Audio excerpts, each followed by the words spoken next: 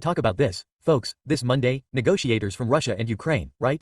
They will land in Saudi Arabia for a new round of talks mediated by the United States, but despite being in the same place, the two sides will not meet face to face.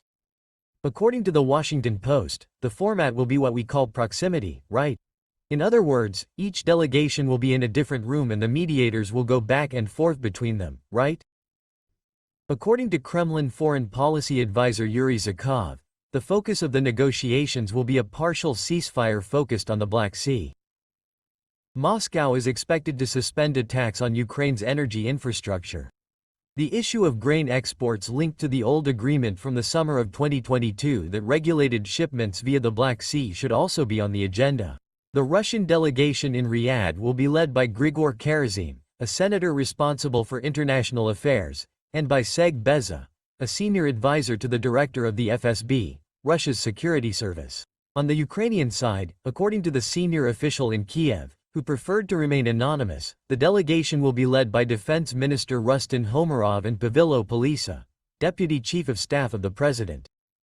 Zelensky said a few days ago that the group will also include experts in energy and port infrastructure. Representing the United States will be Michael Anton, Director of Policy Planning at the State Department, along with Kellogg's aides and a representative of the National Security Advisor, Mike Watts.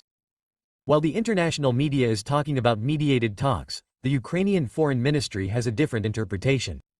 According to Ukrainian spokesman Yuri, this will be a bilateral conversation between Ukraine and the United States and there is no contact planned with the Russians. Yes, he even rejected the idea that there will be this back-and-forth policy, with delegations going from room to room.